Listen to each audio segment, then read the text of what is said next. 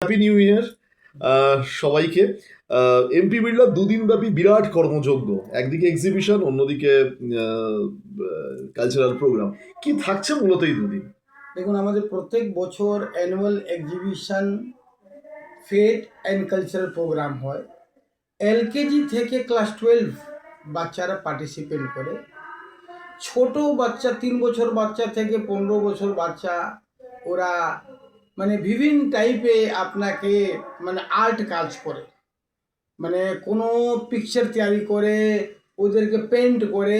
ওরা যে হাতের কাজ আমাদের স্কুল অ্যাসেম্বলিতে আমরা রাখি, প্যারেন্টরা এসে দেখে খুব খুশি হয় কি ছোট বাচ্চা থেকে ক্লাস এলকেজি, কেজি 1, 2, 3, 4, 5, 6 সম্পূর্ণ বাচ্চাদের অ্যাক্টিভিটিস আমরা প্যারেন্টসকে দেখাই। দেখুন আপনার বাচ্চার মধ্যে কত যোগ্যতা আছে।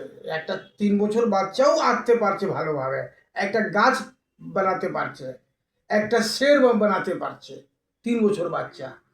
সেকেন্ড হচ্ছে তার পরেই আমাদের একটা ফেট, যেখানে আপনাকে অনেক কিছু বাচ্চাদের আপনাকে খেলার জিনিস আছে।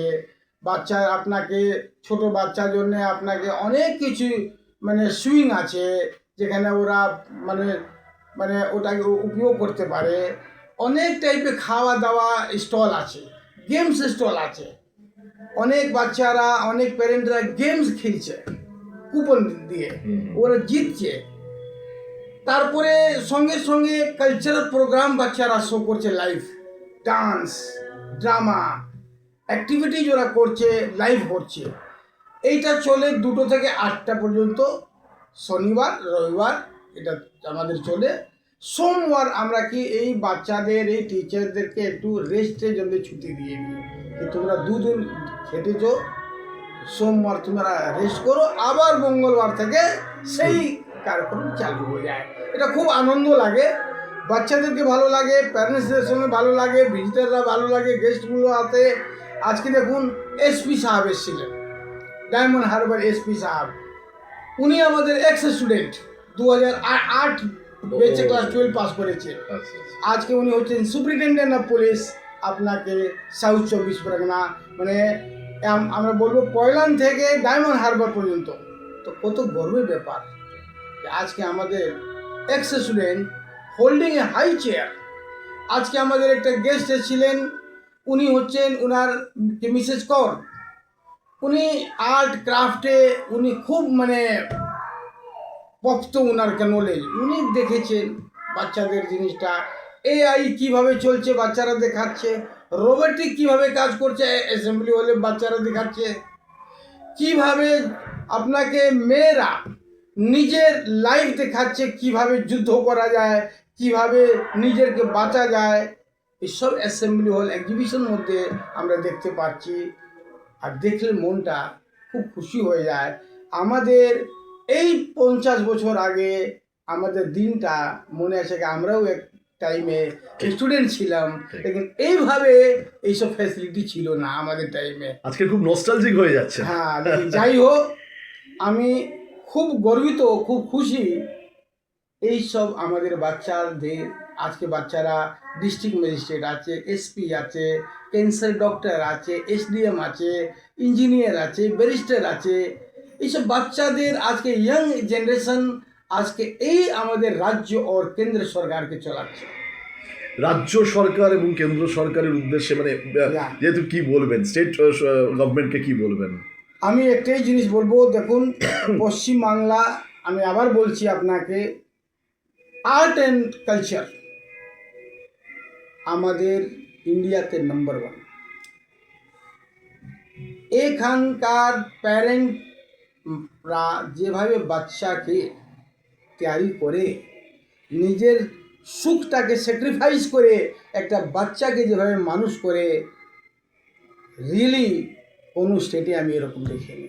আর আজকে এই জন্য দেখুন, আমরা বারবার বলি, আমাদের মাননীয় মুখ্যমন্ত্রীও বলেন, আমিও বলছি কি পশ্চিমবাংলা যে আজকে চিন্তা করে, অন্য ভারতের স্টেট 2 বছর 5 বছর পরে করে। So Paschimbangla is the root of education and development of other state in the bank of the country. Mister Singh, আপনি দীর্ঘদিন ধরে কলকাতায় আছেন, এখানেই আপনার পড়াশোনা হাওড়াতে, আমি যদি ভুল না বলি। মিস্টার দাগার সাথে কথা হচ্ছিল, বলছিল আমি কি বলবো, আপনাকেই বলছেন বলতে। আপনি দক্ষ প্রশাসক, এতদিন ধরে এমপি বিড়লার সাথে জড়িয়ে আছেন, এখন একটা একটা করে আপনার উপর দায়িত্ব প্রচুর বেড়েছে, কিভাবে সামলাচ্ছেন?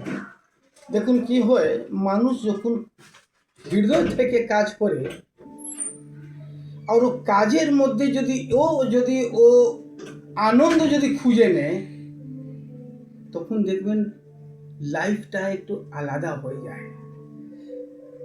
আমি একটা কথা আবার বলছি, কাজের মধ্যে আনন্দ যদি আপনি পেয়ে যান, ঠিক।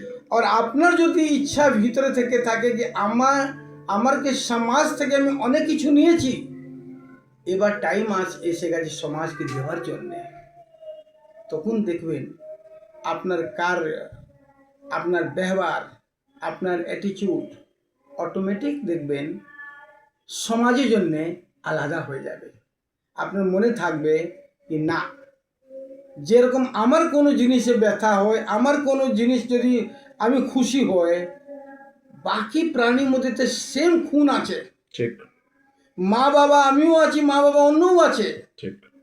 তো আমার ব্যথা ওখানে হয় যে আমি যদি ওই জায়গায় হতে, আর আমার যদি কাজ না হয়, আমার যদি ছেলে মেয়ে যদি ভালোভাবে পড়াশোনা না করে, ঠিক।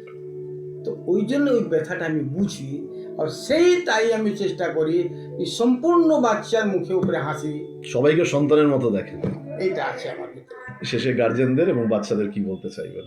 এইটাই ভগবান থেকে আমি প্রার্থনা করি, সবাই খুশি থাকুক, সবাই মঙ্গল হোক, কারো কষ্ট না হোক।